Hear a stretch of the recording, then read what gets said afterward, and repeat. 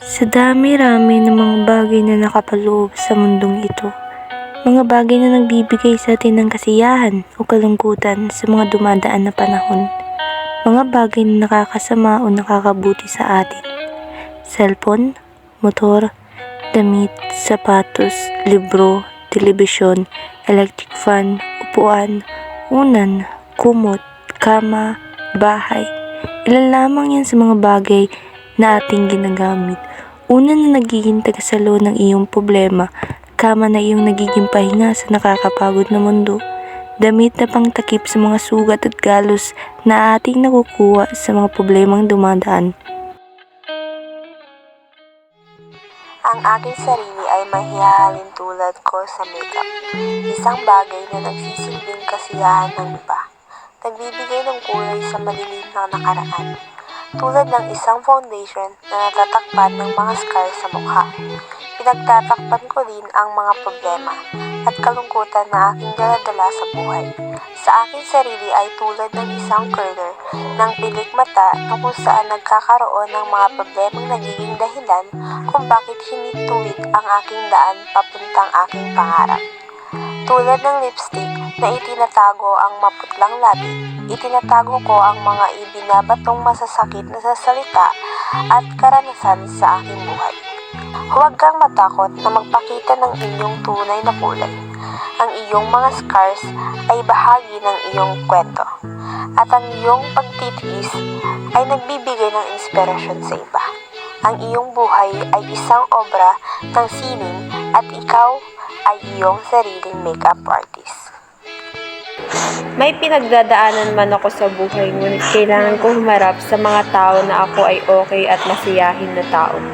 Buti na lang ang makeup ay nagpapaboost ng confidence ko. Ang makeup ay parang natatakpan ang kalungkutan ng buhay ko dahil ayoko na nakikita ako ng mga tao na malungkot. Gumagamit ako ng makeup, nakaka-help to sa akin as coping mechanism pag ako ay malungkot. Na kahit gaano man kahirap ang pinagdadaanan ko sa buhay, ay nagagawa ko pa rin ang pagiging isang magandang dalaga.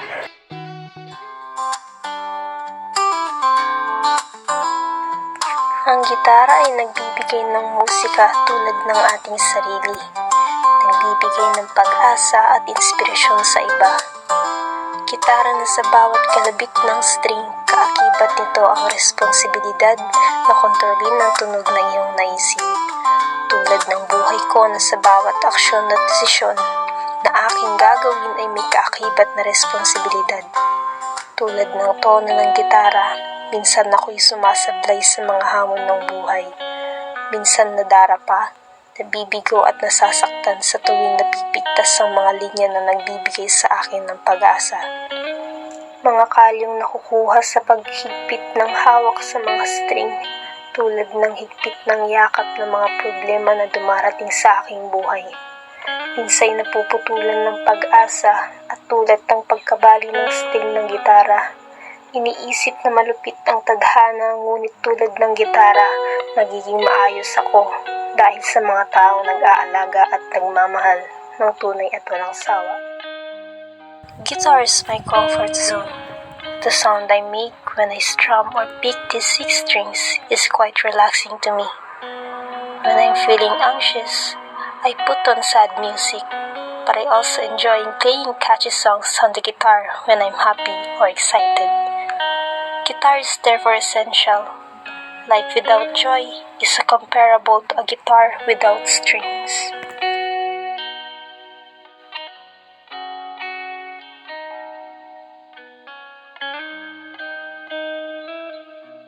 Merry Christmas! Wow, nag-abala ka pa talaga ah. Siyempre naman, Pasko eh. Magugustuhan ko ba talaga to? Oo, magugustuhan mo yan. Wow, ang ganda naman. Siyempre, ingatan mo yan ha, gift ko yan sa'yo. Oo naman.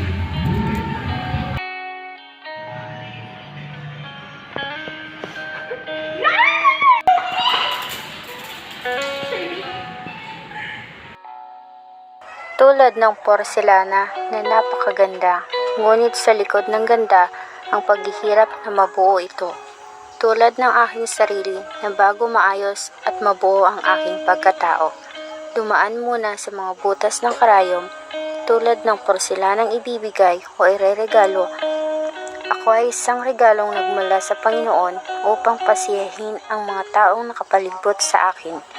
Porselana na nagre-representa ng aking sarili, isang bagay na dapat alagaan at ingatan sapagkat kung ito ay nabaliwala, nasira o napigtas, mahirap nang ibalik at maaaring mawala ang ibang bahagi nito na siyang nagiging dahilan na makakaramdam tayo ng pagkukulang at kalungkutan. Pulseras, isang alahas na isinusuot sa pulso o bisig, yari sa iba't ibang materyales tulad ng metal, plastik, tela o butil at bato para sa palamuti o personal na ekspresyon. Ang porselas ay isang magandang palamuti tulad ng isang magandang pagtitiwala. Subalit pag ang isang porselas ay napigtas, ito'y hindi na kaaya-ayang tignan. Tulad din ng tiwala, pag ito'y napigtas o nawala, mahirap na itong ibalik.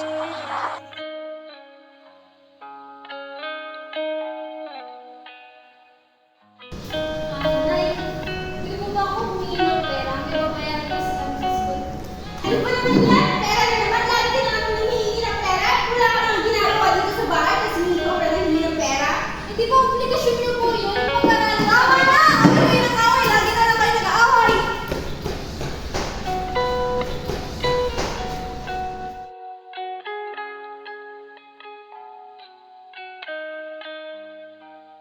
Mga ingay, gulo, at problema sa realidad, nagiging ugat upang pumasok ako sa mundo ng imahinasyon na nakatakda sa pahina na nakaklat na ito. Ako ang aking sariling libro, may mga pahinang puno ng mga karanasan, mga titulong nagpapakita ng aking pangarap at mga ilustrasyong nagbibigay ng kulay sa aking buhay. Ako ang may hawak ng pulma, naglalaman ng aking mga kwento.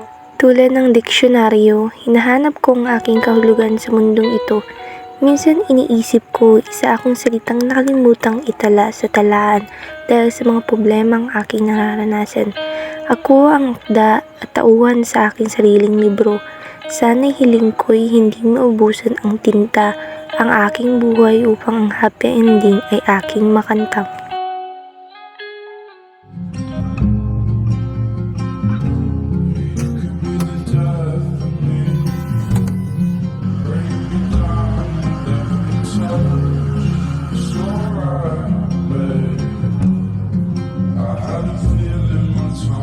Hold me gently while I